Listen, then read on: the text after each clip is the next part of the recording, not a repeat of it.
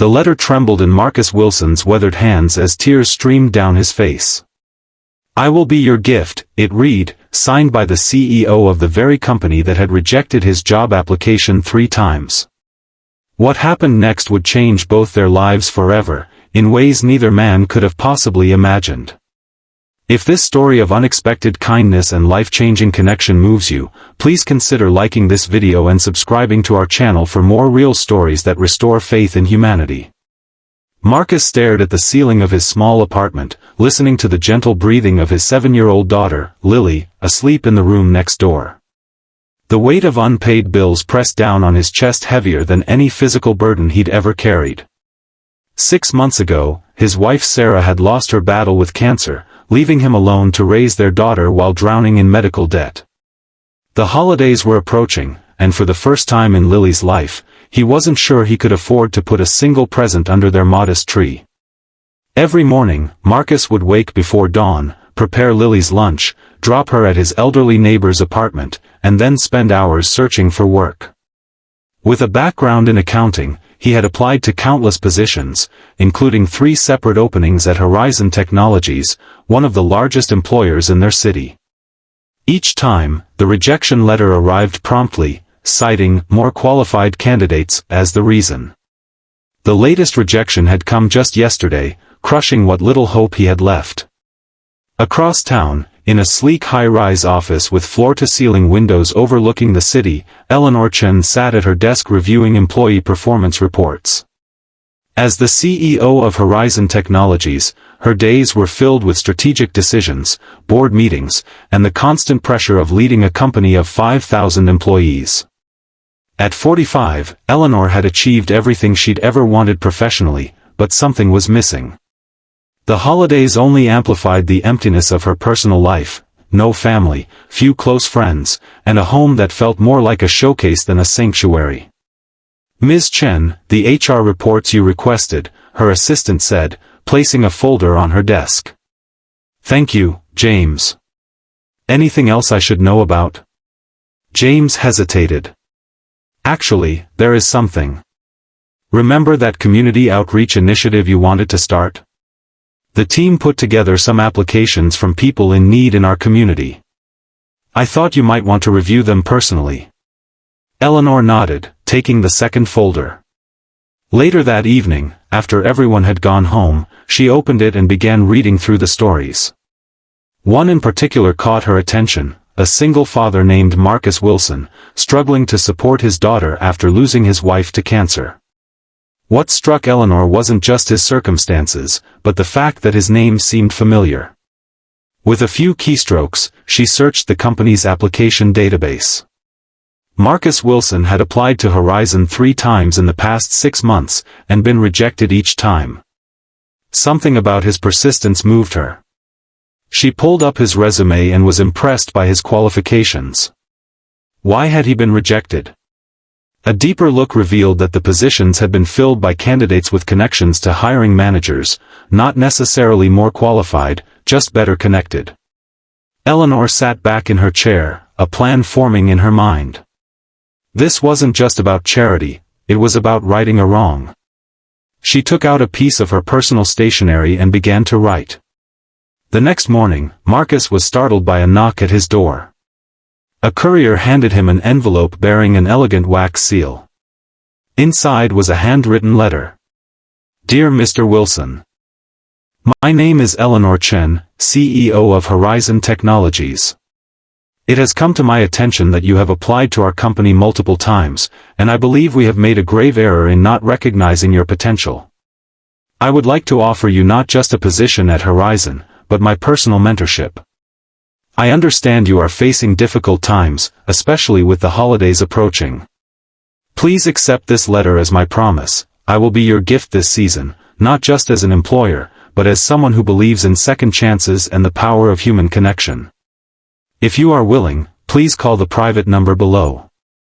I look forward to speaking with you. Sincerely, Eleanor Chen."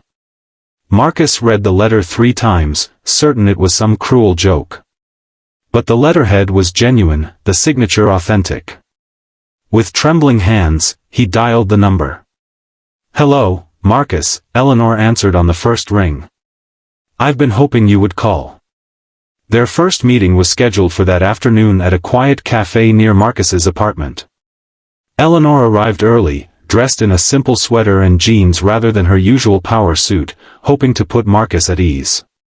When he walked in, Lily in tow because his neighbor had a doctor's appointment, Eleanor saw the exhaustion in his eyes and the protective way he held his daughter's hand. I'm sorry, he said immediately. I couldn't find anyone to watch her today. Eleanor smiled. Please, don't apologize. I'm delighted to meet you both. Lily, with the directness only children possess, looked up at Eleanor and asked, Are you the lady who's going to help my daddy? The question caught Eleanor off guard. I'm going to try, she answered honestly. Over hot chocolate for Lily and coffee for the adults, Eleanor explained her proposition. She wanted to offer Marcus a position in the financial department that matched his qualifications, with a salary that would ease his immediate financial concerns. But more than that, she wanted to establish a mentorship program at Horizon, with Marcus as the first participant. Why me? Marcus asked, the question that had been burning in his mind since receiving her letter. There must be hundreds of people in situations like mine. Eleanor considered her answer carefully. Because sometimes the universe puts a specific person in your path at exactly the right moment.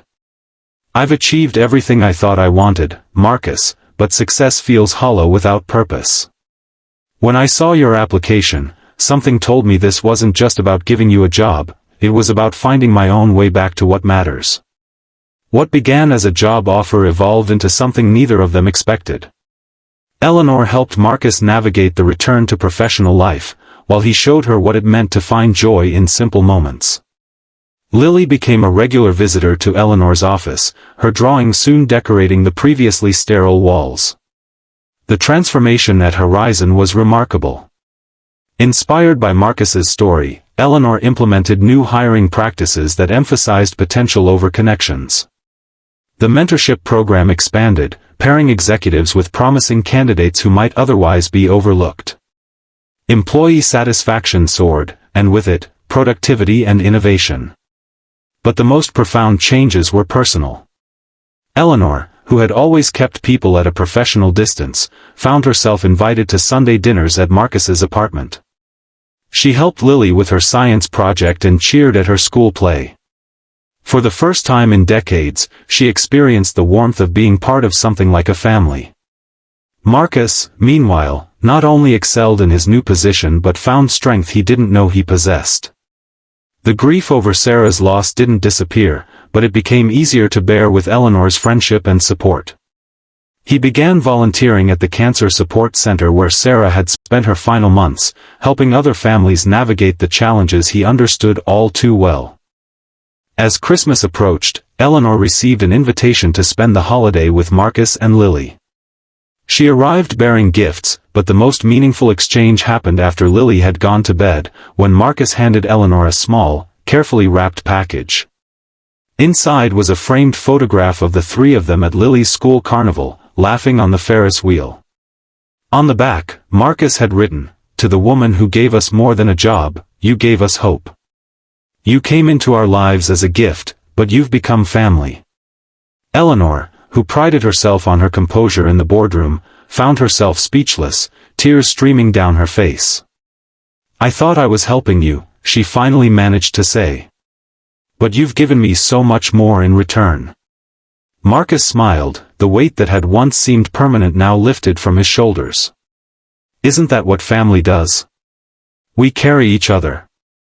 1 year after that first letter, Horizon Technologies was featured in Business Weekly for its revolutionary approach to corporate social responsibility. The article highlighted the company's mentorship program, which had helped dozens of struggling individuals find meaningful employment and financial stability. When asked what inspired the initiative, Eleanor Chen, once known for her ruthless business acumen, shared a story that left the interviewer in tears. She spoke of a single father who had taught her that true leadership wasn't measured in profit margins but in human connection. She described how his resilience had transformed not just her company, but her understanding of success. What the article didn't capture was the scene in Eleanor's office after the interview. Lily, now 8, burst through the door with a handmade card celebrating the 1-year anniversary of The Best Letter Ever. Marcus followed, carrying a cake decorated with the words, "Family Found." Eleanor looked at them, this unexpected family that had filled the emptiness she'd carried for so long, and remembered the words she'd written in that first letter, "I will be your gift." She had never imagined that by offering herself as a gift to others, she would receive the greatest gift of all, belonging. The story of Marcus, Lily, and Eleanor spread beyond Horizon Technologies, inspiring other companies to look beyond resumes and recognize the human potential often hidden behind circumstances. What began as one CEO's attempt to make a difference became a movement that changed countless lives. And it all started with a letter, trembling in the hands of a man who had almost lost hope, from a woman who discovered that the true measure of wealth isn't what you have, but what you give. As Marcus often said when sharing their story at community events, sometimes the most unexpected gifts come in the form of people who believe in you when you've stopped believing in yourself. Eleanor would always add, with Lily's hand firmly in hers, and sometimes the family you need isn't the one you're born into, but the one you create through love and second chances. Their story reminds us that in a world often driven by profit and status, the most valuable currency remains human connection. It teaches us that one act of genuine kindness can create ripples that transform not just individual lives, but entire communities. If this story touched your heart, remember that you too have the power to be someone's gift. Sometimes all it takes is seeing the potential in another person when they can no longer see it themselves. Like this video if you believe in the power of second chances, and subscribe to our channel for more stories that remind us of our shared humanity and the difference one person can make. Because in the end, the most meaningful success isn't measured in dollars or titles, but in the lives we touch and the love we share along the way.